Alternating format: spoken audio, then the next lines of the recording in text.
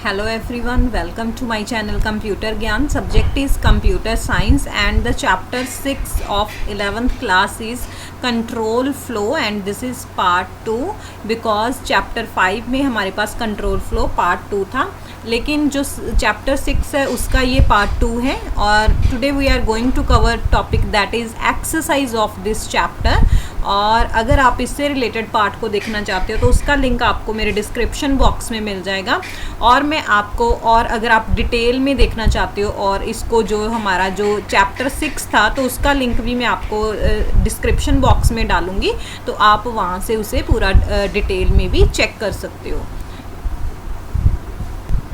So the exercise में हमारे पास सबसे पहले आता है fill in the blanks.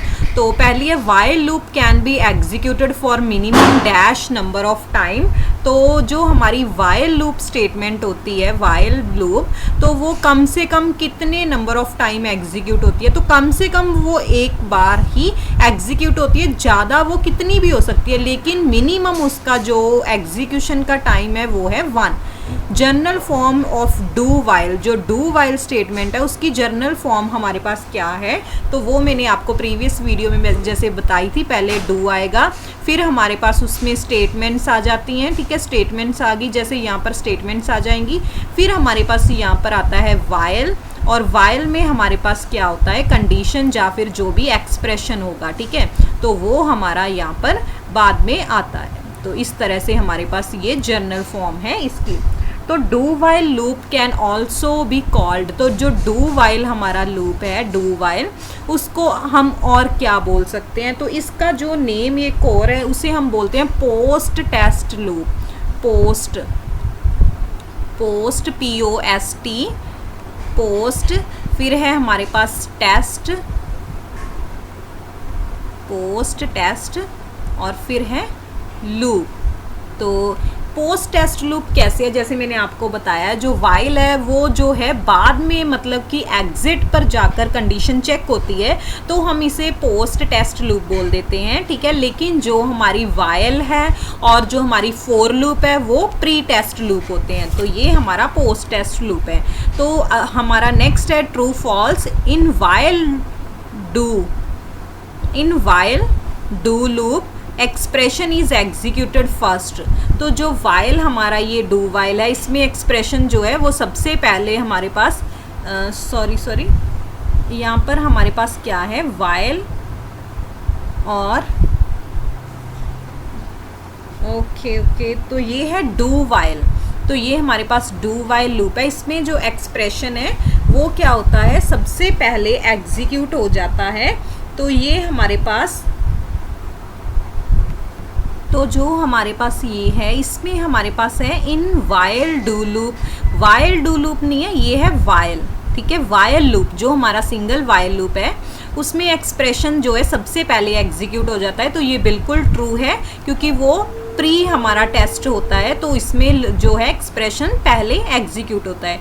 In do while, तो जो डू वाइल हमने अभी बताया था उसमें जो है ब्लॉक ऑफ स्टेटमेंट, क्योंकि डू में हमारे पास क्या होते हैं, पहले ब्लॉक ऑफ स्टेटमेंट आता है, ठीक है, फिर हमारे पास एक्सप्रेशन आता है बाद में, तो ये वाला जो है वो पहले एग्जीक्यूट होता है, तो ये भी बिल्कुल ट्रू है। यहाँ पर आप चेक करना, यहाँ पर एक्सप्रेशन की बात हो रही है, यहाँ पर ब्लॉक ऑफ स्टेटमेंट की बात हो रही है। तो ब्लॉक ऑफ स्टेटमेंट जो है डू में पहले एग्जीक्यूट होते हैं और वाइल में एक्सप्रेशन पहले एग्जीक्यूट होता है। वेदर वाइल i = 20 है हमारे पास, तो statement can be converted into an infinite loop. अगर हम बोलें कि हमारे पास i = 20 है, तो जो स्टेटमेंट है उसे हम कन्वर्ट कर सकते हैं इनफाइनाइट लूप तक, तो ये बिल्कुल ट्रू है, हम उसे इनफाइनाइट लूप तक कन्वर्ट कर सकते हैं। तो नेक्स्ट हमारे पास है शॉर्ट आंसर टाइप क्वेश्चन। तो सबसे पहला हमारे पास आता है what are the 3 different type of expression for 4 statement. तो 4 स्टेटमेंट में जो हमारी प्रीवियस वीडियो थी मैंने आपको बहुत अच्छे से उसमें समझाया कि हमारे पास 3 एक्सप्रेशंस होते हैं। पहला एक्सप्रेशन हमारा जो है वो इनिशियलाइजेशन के लिए होता है, दूसरा हमारा कंडीशन चेक के लिए होता है, थर्ड हमारा इंक्रीमेंट डिक्रीमेंट के लिए होता है, वो आप वहाँ से चेक कर लेना। When the loop is executed, जब लूप एग्जीक्यूट होता है, then what will be the minimum count in the do while. जो हमारी डू वाइल बॉडी होती है उसमें कितना मिनिमम काउंट होता है। तो जो डू वाइल है वो हमारे पास पोस्ट लूप होता है। तो इसमें एक ही टाइम हमारे पास जो है वो एक्सप्रेशन लूप है जो वो क्या होता है, काउंट एग्जीक्यूट होता है। ठीक है, तो डू वाइल में जो एग्जीक्यूशन होती है तो डू वाइल में जो एग्जीक्यूशन होती है वो जो स्टेटमेंट के बाद कम से कम एक टाइम तो वो एग्जीक्यूट होता ही होता है। तो हम बोल सकते हैं कि कम से कम जो इसकी काउंट जो मिनिमम काउंट होता है वो 1 होता है।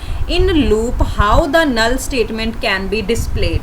तो जो हमारे पास लूप है उसमें हम नल स्टेटमेंट को किस तरह शो कर सकते हैं, तो हम उसको पहले तो सेमी कॉलन की हेल्प से हम उसे शो कर सकते हैं। ठीक है, जैसे ये मान लो, तो ये इस तरह से हमारे पास क्या है, फोर लूप है। तो ये हमारे पास फोर लूप है। तो इसमें हमने यहाँ पर भी कोई स्टेटमेंट एक्सप्रेशन नहीं लिखा, यहाँ पर भी नहीं लिखा, यहाँ पर भी। तो हम अगर हमने उसे नल स्टेटमेंट में लिखना है तो ये हम इसे सेमी कॉलन की हेल्प से लिख सकते हैं।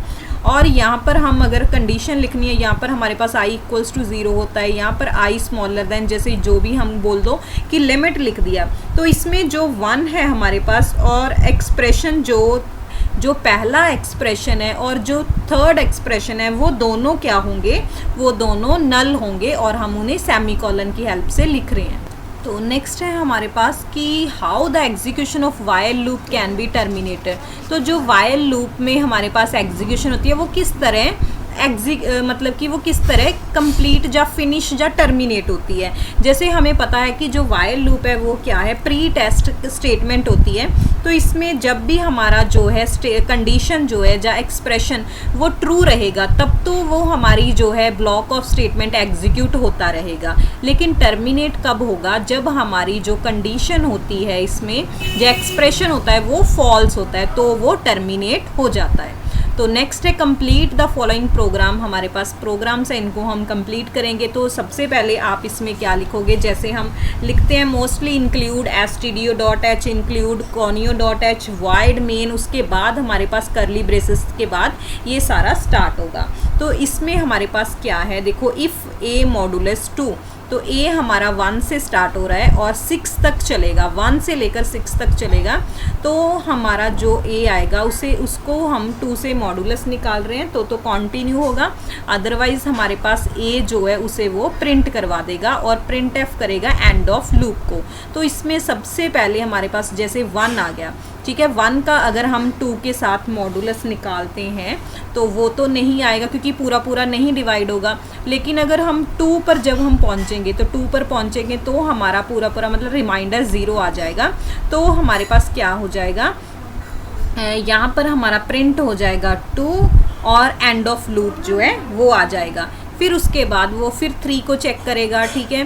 तो 3 में भी हमारे पास नहीं होगा क्योंकि इसमें भी रिमाइंडर 0 नहीं आएगा। फिर वो 4 को चेक करेगा तो 4 के साथ वो हो जाएगा 2 का हमारे पास आ जाएगा। तो यहाँ पर फिर हमारे पास सेकंड आएगा 4, फिर हमारे पास आएगा एंड ऑफ लूप, फिर हमारे पास जो 6 है उसके साथ ही आएगा 6 और फिर एंड ऑफ लूप। तो सेकंड है हमारे पास a equals to 0 while a smaller than 5 और if a smaller than 2 then हमारे पास a में 2 प्लस होके a में चला जाएगा कंटिन्यू। एल्स हमारे पास प्रिंट एफ हो जाएगा क्या है n को a को प्रिंट कर देगा। तो इसमें सबसे पहले उसी तरह आप लिखोगे include stdio.h, conio.h, wide main और उसके बाद आप ये सारा प्रोग्राम लिखोगे। तो इसमें देखो क्या है, लास्ट में आप इसमें भी गेट ch ज़रूर लिखना और इसमें भी गेट ch ज़रूर लिखना। तो इसमें क्या आएगा, देखो जैसे हमारे पास कहाँ पर है वाइल, ये रहा। तो a सबसे पहले हमारे पास 0 है तो 0 5 से स्मॉलर देन है तो हमारा यहाँ पर आ जाएगा इफ़। उसके बाद वो चेक करेगा इफ़ a स्मॉलर देन 2, तो a 0 था वो 2 से स्मॉलर देन है तो हमारा ये फिर हमारे पास एग्जीक्यूट होगा। तो a क्या a में हमारे पास क्या है, सबसे पहले देखो a में हमारे पास है 0। तो अब यहाँ पर क्या आ जाएगा 0 प्लस 2 फिर a में चला जाएगा। तो a में अब हमारे पास 2 आ गया। तो उसके बाद देखो क्या है कंटिन्यू, तो ये कंटिन्यू होगा। उसके बाद हमारे पास क्या है, फिर वो चेक करेगा कि हमारे पास a जो है वो क्या है 2 आ गया कि 2 स्मॉलर देन 5 है, ठीक है कंडीशन। इफ़ यहाँ पर भी 2 हमारा 2 से कम, तो अब हमारे पास क्या है, हमने चेक किया 2 यहाँ पर तो ठीक है, लेकिन जब इफ़ में पहुँचे तो 2 से स्मॉलर देन नहीं है, तो ये स्टेटमेंट नहीं एग्जीक्यूट होगी। तो हमारी एल्स वाली जो स्टेटमेंट है वो एग्जीक्यूट होगी। एल्स इसमें क्या है हमारे पास a++, तो a में जो था जैसे 2 था वो इंक्रीमेंट हो जाएगा, तो सबसे पहले हमारे पास आउटपुट में आएगा 3, और इसके बाद नीचे भी इसमें है, तो जैसे ये देखो, तो ये हमारे पास एंड ऑफ लूप, तो फिर उसमें वो शो करेगा जब 3 आ जाएगा, ठीक है। ए में अब हमारे पास 3 आ गया और आउटपुट में हमारे पास 3 आ जाएगा और एंड ऑफ लूप प्रिंट हो जाएगा। फिर उसके बाद वो फिर चेक करेगा। अब 3 जो है, ए में 3 है, 3 5 से स्मॉलर देन है, ठीक है, लेकिन उसके आगे इफ़ स्टेटमेंट है, 3 2 से स्मॉलर देन नहीं है, तो ये नहीं चलेगी। इफ़ वाली जो स्टेटमेंट है वो प्रिंट होगी। तो इसमें क्या है, हमारा इंक्रीमेंट हो जाएगा, पहले 3 था तो अब क्या हो जाएगा 4, ठीक है। तो हमारे पास क्या आ जाएगा 4 आ जाएगा, और फिर हमारे पास एंड ऑफ लूप प्रिंट हो जाएगा। फिर उसके बाद जो हमारा ए है उसमें 4 आ गया, फिर वो वाइल को चेक करेगा, 4 हमारा 5 से स्मॉलर देन है, ठीक है कंडीशन। इफ़ में वो सेटिस्फाइड नहीं होगी तो एल्स में क्या हो जाएगा, फिर हमारा ए इंक्रीमेंट हो गया, तो 4 से क्या आ जाएगा 5, और साथ में ही एंड ऑफ लूप जो है वो भी एग्जीक्यूट होगा। जैसे ये देखो हमारे पास आउटपुट इस तरह से आएंगी। तो यही मैंने आपको बताया था, इसमें 2 फिर एंड ऑफ लूप आ गया, फिर 4 फिर एंड ऑफ लूप, फिर 6 और फिर एंड ऑफ लूप। जो 2 से पूरा डिवाइड हो जाता है इसमें, उसको ही वो प्रिंट करेगा, साथ में प्रिंट कर रहा है एंड ऑफ लूप। इसमें भी उसी तरह है। इसमें हमारे पास जैसे मैंने आपको समझाया है, एल्स वाली स्टेटमेंट जो है वो हमारे पास आउटपुट में आ रही है, तो ये आ गया।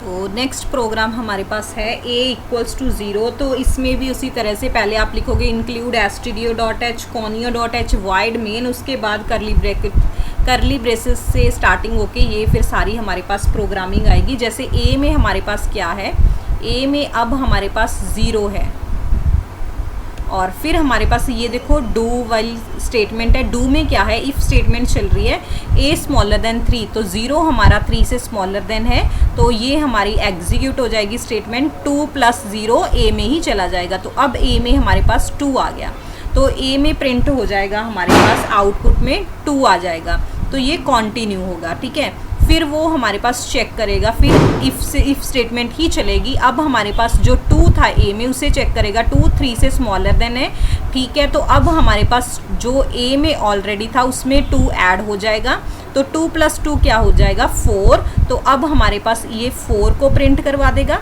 ठीक है। अब फिर चेक करेगा, a में भी हमारे पास 4 चला गया, अब आउटपुट मतलब a में अब हमारे पास 4 है, तो ये फिर चेक करेगा इफ़ जो हमारी स्टेटमेंट है उसे। अब 4 3 से स्मॉलर देन नहीं है, तो अब हमारी जो एल्स वाली स्टेटमेंट है वो प्रिंट होगी।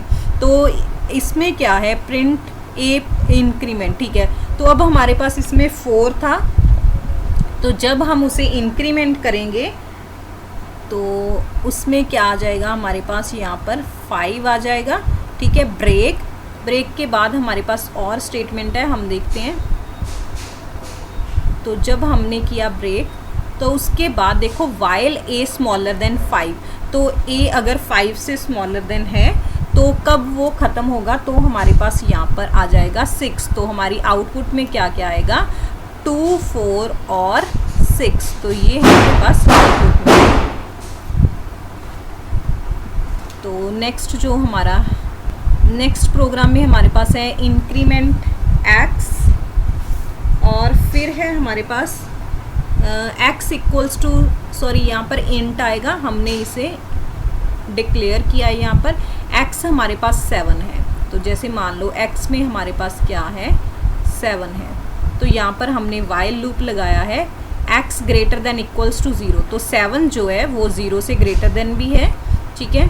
और फिर ये हमारी एग्जीक्यूट हो जाएगी, तो x में जो ऑलरेडी है उसमें से 2 माइनस हो जाएगा, 2 माइनस हो जाएगा तो क्या आ जाएगा, हमारा 5 आ जाएगा x में। तो पहले हमारे पास यहाँ पर देखो क्या हो गया, पहले 7 आ गया, फिर उसके बाद हमारे पास क्या आ जाएगा 5 आ जाएगा। तो फिर उसके बाद हम फिर चेक करेंगे वाइल को, 5 भी जो है वो भी स्मॉलर देन = मतलब स्मॉलर देन नहीं सॉरी ग्रेटर देन है 0 से, तो हमारे पास x, फिर हमारे पास 7 के बाद 5 प्रिंट होने के बाद फिर हम जो है उसमें से 2 माइनस करेंगे, तो 5 जो है ऑलरेडी अब x में 5 है, तो 2 माइनस करेंगे तो हमारे पास आ गया 3। अब x में हमारे पास 3 है। अब फिर हम इस कंडीशन को चेक करेंगे, 3 जो है वो 0 से ग्रेटर देन है, तो फिर हम ये जो स्टेटमेंट है वो एग्जीक्यूट होगी। 3 में से 2 माइनस करेंगे, अब हमारे पास 1 आ गया, तो 1 प्रिंट हो जाएगा। अब फिर हम 1 को चेक करेंगे, तो 1 जो है वो ग्रेटर देन है 0 से, लेकिन 1 से हमारे पास यहाँ पर वो 2 माइनस नहीं हो सकता, तो हमारे पास ये जो चारों हैं ये आउटपुट में आ जाएंगे 7, 5, 3 और 1। तो ये इसमें हमारे पास लास्ट है। इसमें देखो इंट x में हमारे पास क्या है 7 है, तो x में 7 है। While x greater than equals to 0, तो 7 हमारा ग्रेटर देन है 0 से, तो यहाँ पर क्या आ जाएगा, तो देखो ये दोनों प्रोग्राम हमारे सेम थे, लेकिन डिफरेंस यहाँ पर था कि हमने वहाँ पर जो पहला वाला था उसमें यहाँ पर करली ब्रैकेट इनको एक ब्लॉक ऑफ कोड बना दिया था, तब उसके अकॉर्डिंग हमारे पास 7, 5, 3, 1 आउटपुट आई थी।